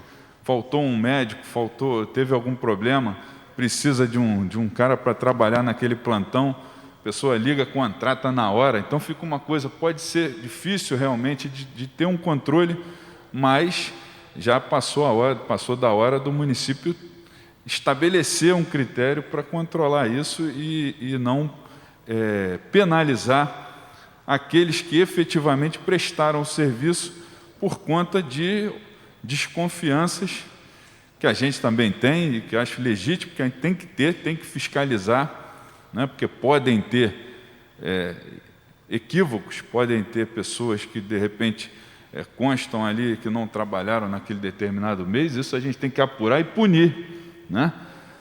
Mas aqueles que trabalharam efetivamente e que vêm trabalhando ao longo de muito tempo não podem ser penalizados por conta disso. Então tem que ter aí uma solução para que esses pagamentos sejam agilizados. Então essa é a pergunta, né? O que a Fazenda está fazendo aí com relação a isso? O que aconteceu exatamente dessa último atraso aí? Inclusive com relação aos contratos temporários, que esses não vejo nenhuma motivação assim, do atraso, porque está ali, nós sabemos exatamente quem passou pelo processo seletivo, quem está atuando, então não sei por que esse atraso. Uma coisa que a gente questiona sempre é sobre a taxa funerária, né? A secretária até citou aí a questão da taxa funerária, que é uma arrecadação considerável. Aí, na época que eu acompanhava, que o portal da transparência facilitava esse acompanhamento, agora criou uma certa dificuldade. O portal da transparência, pelo menos da última vez que eu tentei, ele está botando taxa tudo junto, assim, não está mais separando as taxas como a gente facilmente poderia conferir no passado. Mas a gente via que era cerca de 2 milhões por ano, por aí, alguma coisa assim, na época que era da saúde, que eu acompanhava com mais frequência. E hoje eu não estou conseguindo acompanhar, mas queria perguntar isso também, para onde essa taxa está sendo direcionada? É na Secretaria de Obra? A gente vai ficar fazendo obra em cemitério com esse recurso até quando, né? Já fizemos algumas obras, a manutenção tem que ser feita, né? A gente sabe que melhorou porque a gente viu que Itaipu, como era abandonado, como ficava abandonado por meses, e aí depois de muita luta, muita reclamação, é que iam lá fazer uma capina e tal. Agora melhorou, tem uma manutenção mais adequada. No entanto, acho que esse valor todo talvez ultrapasse um pouco a necessidade efetiva da manutenção dos cemitérios. Então, eu queria entender, porque a gente precisa de coisas nessa área que são muito urgentes, como um rabecão, por exemplo, que a gente não tem, né, para locomoção dos corpos. As famílias são orientadas pelo município a contratar uma funerária. Então, o gasto já sempre acontece esse problema, né? Entra em contato com fulano, entra em contato com Beltrano, a Secretaria de Assistência Social libera a taxa. No entanto, a locomoção, né, o translado dos corpos, isso sempre fica a cargo de uma funerária que faz uma promoçãozinha e tal, mas gera um gasto para as famílias de baixa renda que muitas vezes é difícil de arcar. Para fechar, Fabiano, é a questão da educação. Uma luta que a gente trava aqui há muitos anos, eu lembro o Valdec aqui, quando era vereador, que falava aqui, bradava, as escolas mais limpas do planeta são as escolas de Niterói, né? Porque realmente era um gasto enorme, e ainda é. Né? Esse agora, o último contrato, foram 29 milhões e 400 mil de limpeza de escola. Então, assim, a gente vê nesses 15% aí, a gente tem que sempre lembrar que nisso aí está também constando ali o gasto com a Clean. Então, essa é uma preocupação que a gente sempre tem, e apesar de ser uma coisa legal, né, em tese o MEC reconhece e tal, os tribunais reconhecem como uma coisa legal, mas eu acho que a gente devia retomar essa discussão aí, porque é um gasto realmente excessivo, né? E a Clean é uma empresa de economia mista da cidade de Niterói. A gente teria que ter alguma forma de melhorar essa relação, porque isso pode estar trazendo algum prejuízo. Certamente nós estamos aí com um problema. Ontem o secretário esteve aqui, o VU, né, com o vereador Binho, novamente respondendo às críticas dos vereadores, né? A gente está precisando de vaga, está precisando construir escola. Então, acho que esse gasto aí é um gasto muito excessivo, que a gente tem que ter um cuidado maior. Obrigado, doutor Tinoco. Só fazendo uma fala em relação a essa questão da Clean, permita-me, com a devida vênia, discordar de Vossa Excelência, porque entendo que FIAL é uma empresa pública, reconhecidamente bem avaliada, é a Clean. E na questão das escolas, diferentemente de alguns municípios que a contratação de terceirizados para fazer a limpeza é objeto permanente de problemas junto ao Ministério Público, ao Tribunal de Contas, nós não temos esse problema com a Clean. Eu quero dizer que o presidente da Clean, Luiz Frois, a sua equipe, Eduardo Caminha, os seus diretores, têm tido muita retidão e correção nesse aspecto com a educação. Faço isso também pela relação partidária que tenho, mas não poderia deixar de falar, uma vez que Vossa Excelência tocou nesse aspecto, em defesa desse modelo, porque entendo que, em se tratando de criança, tem que ter um cuidado especial para além do custo financeiro. As pessoas da Clean, que trabalham nas escolas, são pessoas que têm uma relação de muitos anos. Tem uma relação com a diretora, tem uma relação com os profissionais, e isso é virtuoso. Vossa Excelência tem todo o direito de discordar, mas como Vossa Excelência levantou a bola... Não discordo, não. Acho que a Clean, eu defendo que a Clean faça o serviço. Só acho o custo elevado. Acho que a gente pode chegar a um acordo melhor, né, uma construção melhor para o município, já que a Clean é controlada também pelo município. Vossa Excelência, então, não vejo essa necessidade desse gasto enorme, que já é criticado há muitos anos, não é de agora. Vamos discutir na Comissão de Orçamento. Convido para que essa discussão a gente aprofunde ela na Comissão de Orçamento. Acho que é um lugar apropriado, mas aqui esse fórum é aberto. Agradeço muito a participação, doutor Tinoco. Eu tenho um respeito enorme, porque é sempre muito dedicado nas questões da fiscalização. Bem, eu queria pontuar 3 pontos, secretária. Primeiro, eu observei de todas as receitas que foram apresentadas, a única que teve frustração foi o repasse do SUS.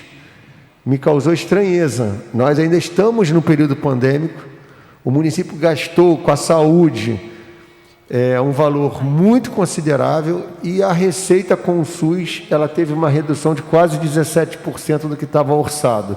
Queria saber o que pode ter ocasionado isso. O governo federal repassou a menos do que deveria? porque o SUS ele tem que ter, com o município, uma responsabilidade. O que eu observei, aí quero fazer dois detalhamentos, houve um incremento na saúde de 20 para 21 em mais de 48 milhões. A curva de crescimento de gastos com a saúde, ela tornou-se muito acentuada. Ela chegou a descolar, a gente chama no mercado de... houve alguma variável exógena que fez com que a curva mudasse de trajetória para cima. O gráfico demonstra isso, e eu não entendi o que poderia ter sido. Ao passo que na educação há um crescimento consolidado no gasto com a educação. E a minha pergunta é se esse crescimento aí no gasto com a educação, se ele é proveniente do crescimento vegetativo da folha de pagamento. Porque ele está muito consistente, é uma boca de jacaré. A gente que é grafista, né, que é de mercado financeiro, que gosta, é uma boca de jacaré, está abrindo com muita intensidade.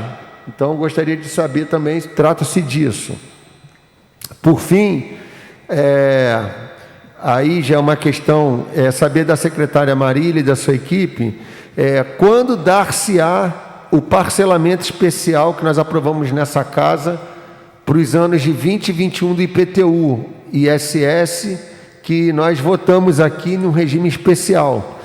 Tenho tido muitas pessoas me cobrando porque querem efetivar esse parcelamento e não sabemos quando dar-se-á. Então, pediria à secretária Marília que colocasse esse assunto com prioridade, porque nós sabemos que 2022 os carnês já chegaram, e aí eu fiz uma fala ontem falando disso, foi muito assertiva a Vossa Excelência aqui Vossa Senhoria aqui na mesa. Eu vou fazer publicamente o elogio que eu fiz ontem.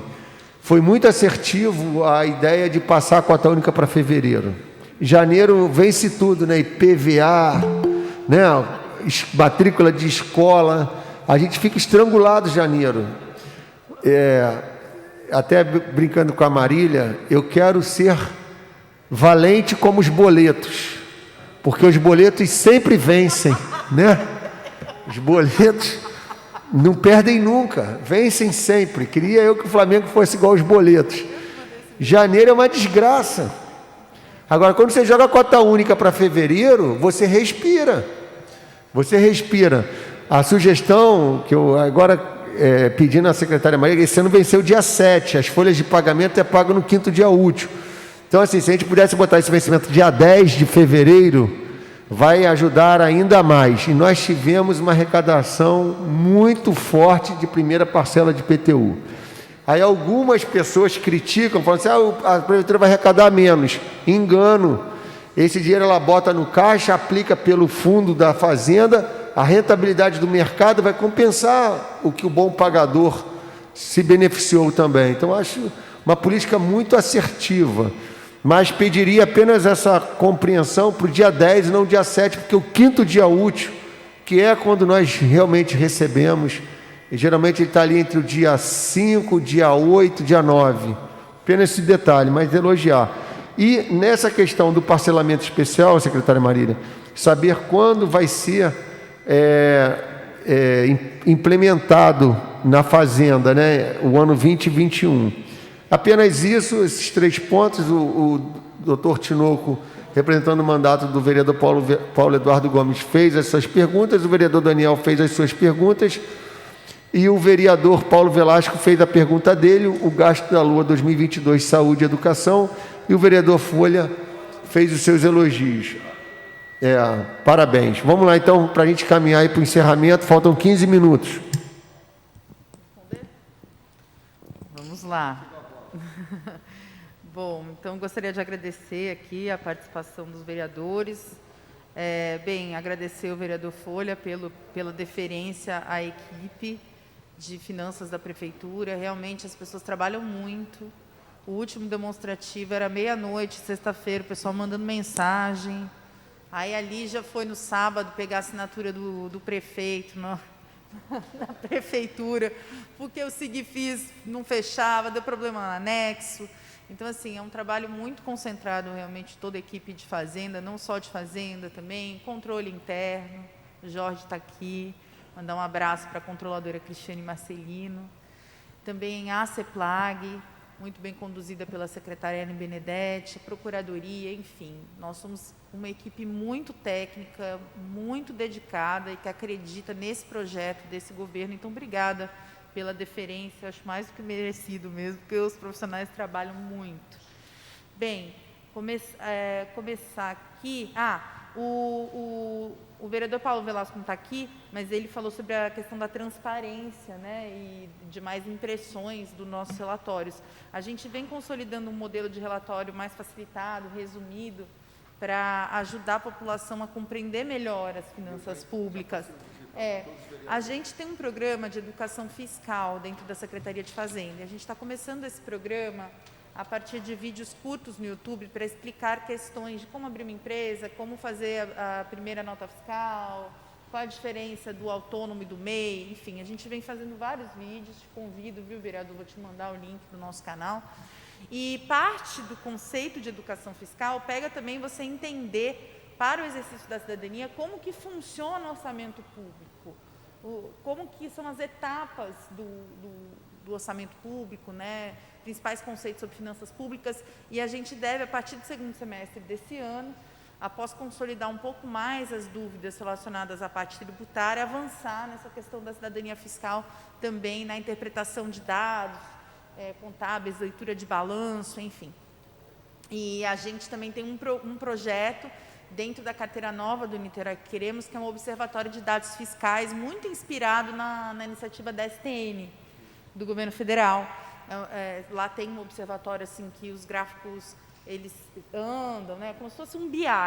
Então a gente quer também fazer isso porque acreditamos que é muito importante avançar na construção dessa governança compartilhada, esse olhar, né, sobre as contas do município. Bem, em relação às perguntas, primeiramente do vereador Daniel Marques, ele pergunta sobre quais são as medidas que a gente está pensando em implementar para resolver pontos que o TCE apontou em relação a uma auditoria que eles terminaram agora nos municípios, acabaram de publicar os resultados, né, da área tributária. Niterói foi muito bem avaliado nos quesitos da avaliação do tribunal, tá? Tem duas questões aí que eles pediram que, na verdade, a gente já tem projetos em curso. Uma é a atualização da planta genérica de valores. Então, o que é importante? A planta genérica de valores, ela está totalmente vinculada à realidade do desenvolvimento da cidade. Então, não tem como você pensar no valor de uma região, de um determinado espaço urbano, se esse mapeamento do espaço urbano não está atualizado. Então, o plano diretor na frente, agora a lei de uso e ocupação de solo e depois a planta genérica de valores, você conforma um triângulo do desenvolvimento da cidade. Como é que você faz a PGV antes do plano, entendeu? Você tem que fazer a PGV de acordo com a nova organização do espaço urbano, né? E aí sim pensar o valor disso.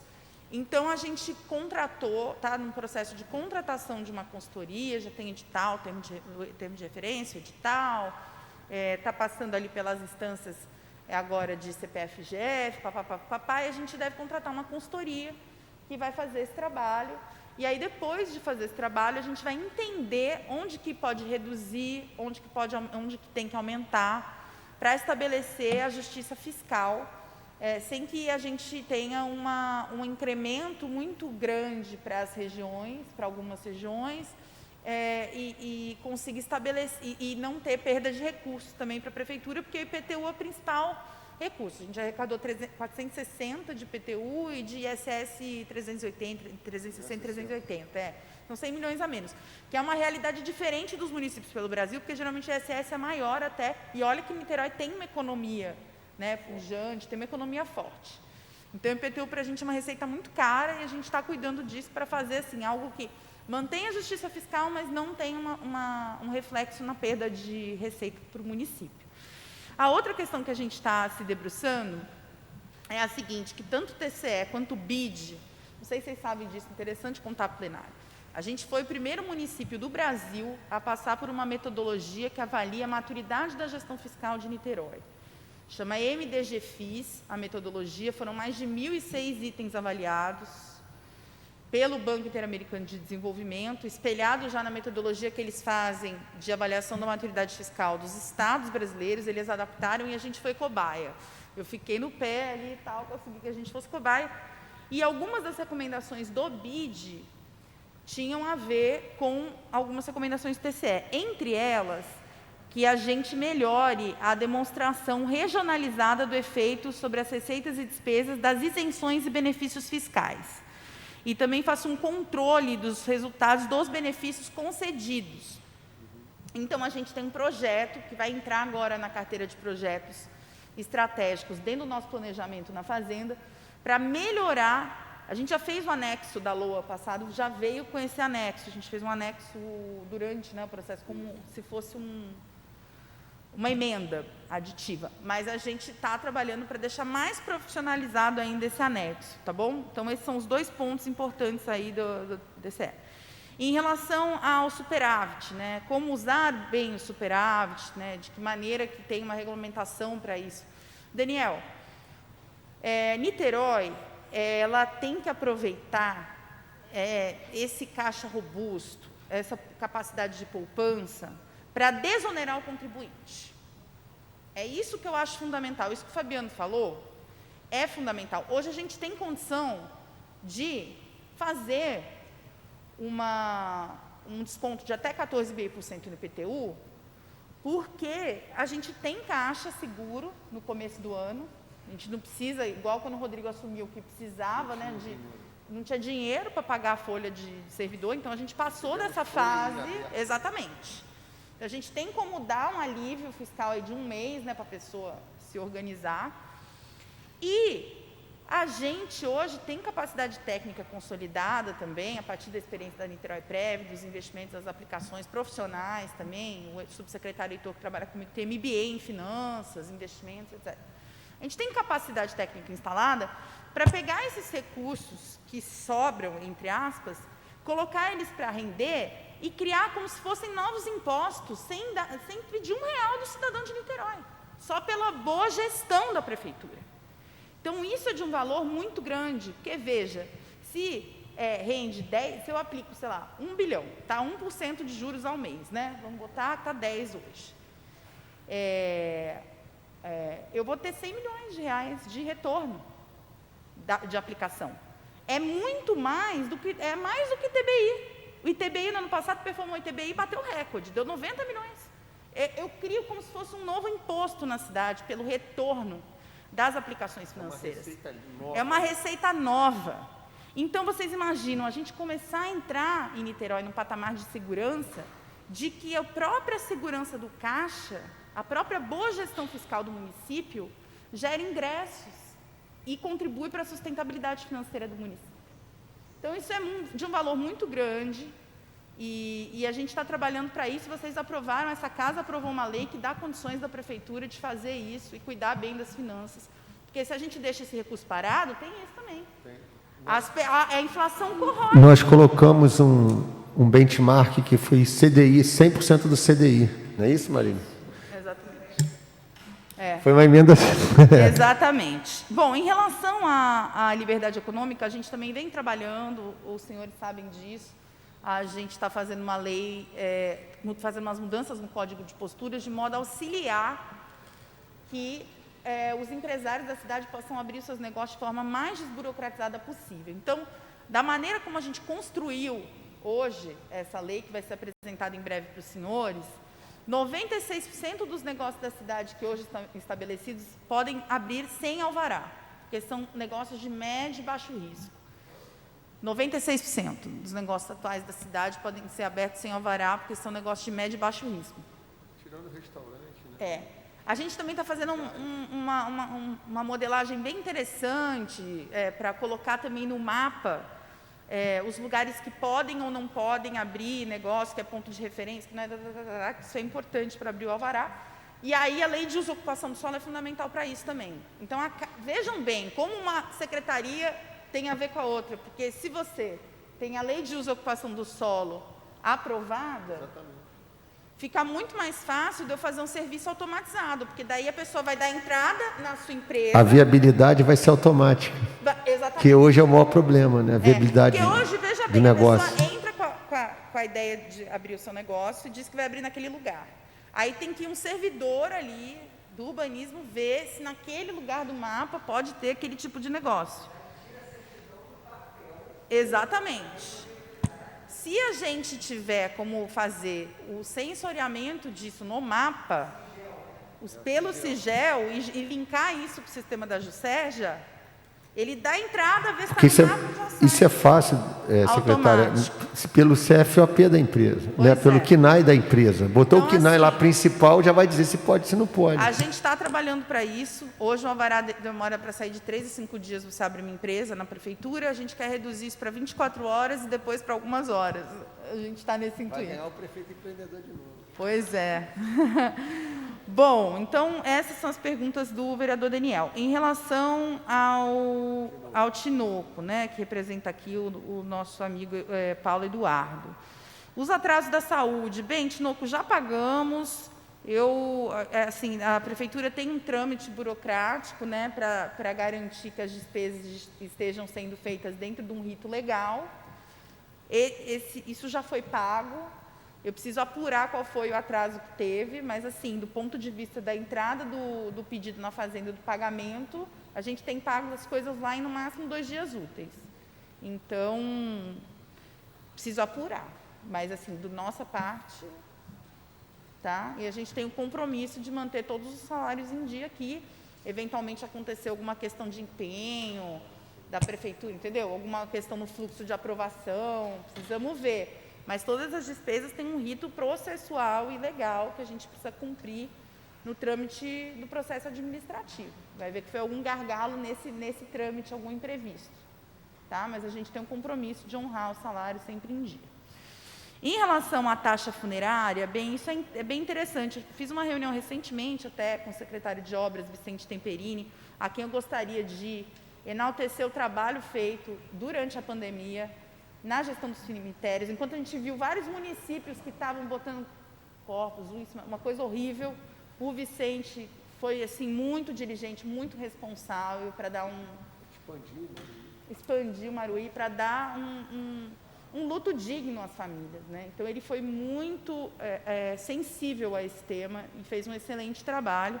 E a gente vem conversando sobre como atualizar os preços da taxa funerária, tem algumas taxas ali associadas, pensando numa melhor gestão financeira desse serviço público. E aí também contar para você que a gente criou, que essa casa criou, a lei da política da gestão do patrimônio imobiliário.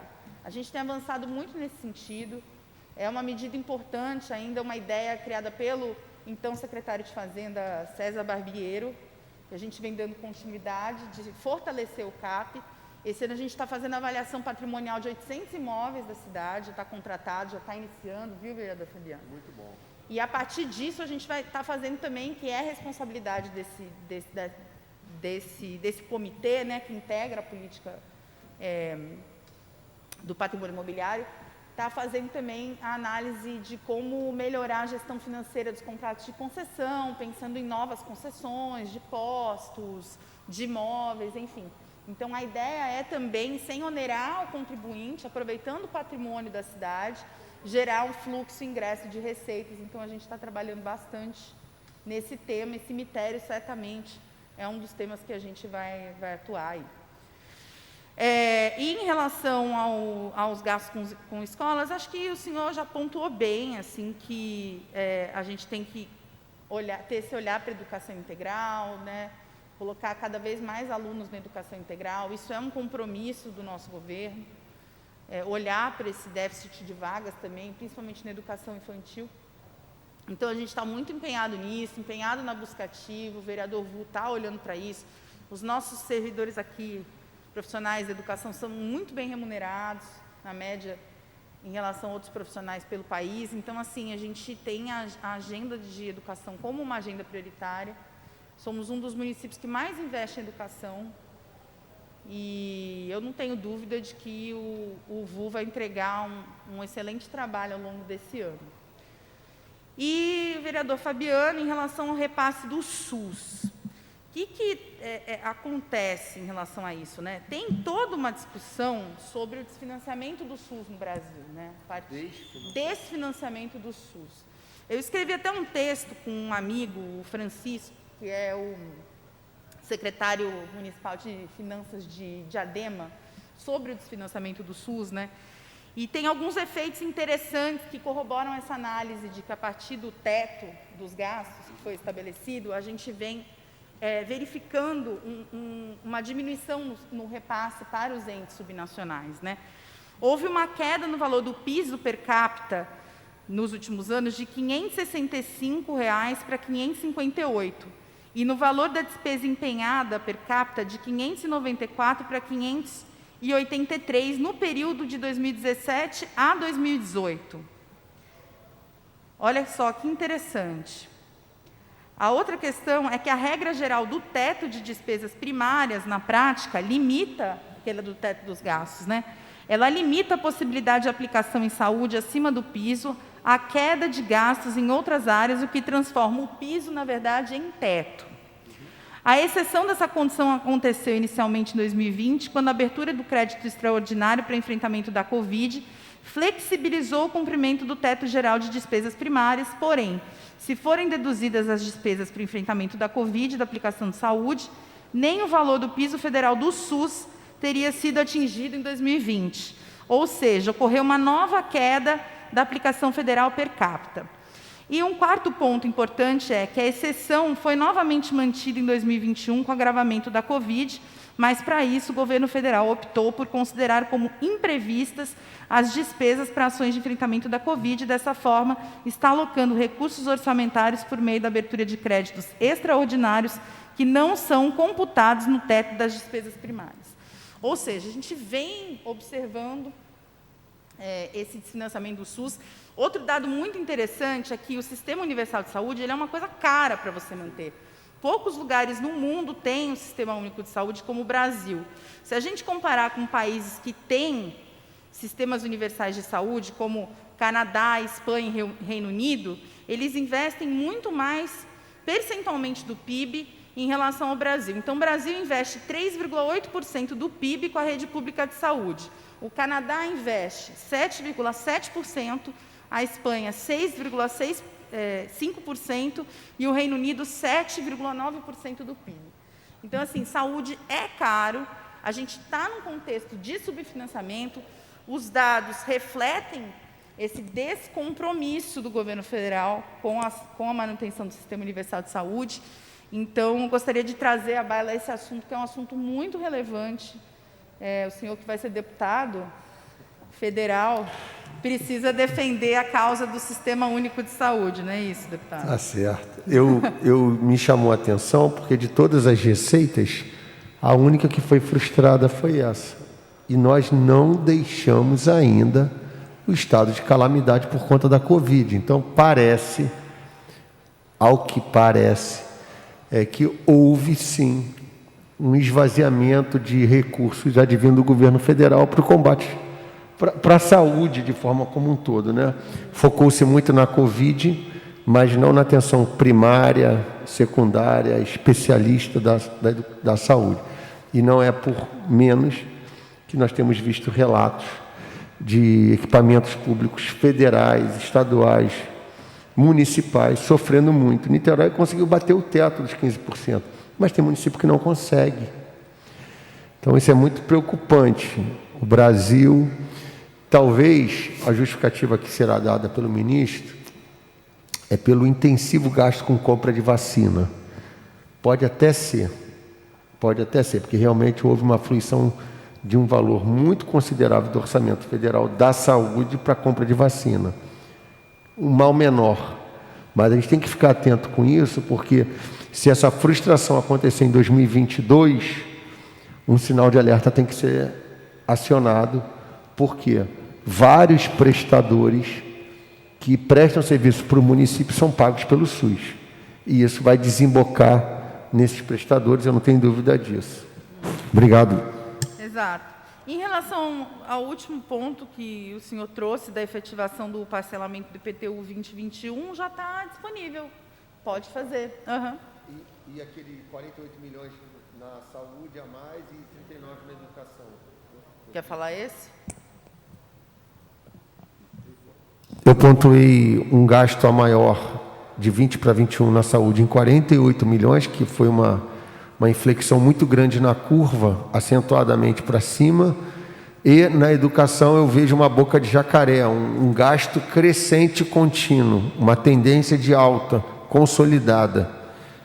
Eu queria saber se tem alguma correlação com o crescimento vegetativo da folha de pagamento dos servidores da educação. E na saúde, entender, é até explicável, se você tem uma redução do SUS, você vai ter que ter um incremento de receitas próprias do município. Pode ser isso, mas eu gostaria de ter essa certeza, porque o gráfico traz consigo uma variante que está inclusa ou está escondida, e eu acho que é passível de esclarecimento. Pode até ser em outro momento, você pode me falar em outro momento. E eu abordo na comissão de orçamento para explicar, tá bom? Quer fazer mais alguma consideração, Fê? Queria agradecer, mais uma vez, agradecer ao vereador Fabiano. Queria aproveitar só aí, de passagem, a gente apurou aqui o valor. Em relação ao seu questionamento sobre a carteira de investimentos do Fundo Previdenciário, ele está no montante de 881.685.000, com dados dia 31 de dezembro de 2021. De acordo com o informe da nota para Niterói Prévio.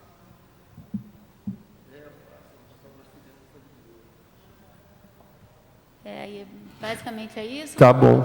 Fernanda, mais uma vez. eu fico então aguardando por parte de vocês. Nós teremos a audiência pública da saúde. Doutor Tinoco, já tem marcado quando vocês estão prevendo fazer a audiência da apresentação da saúde?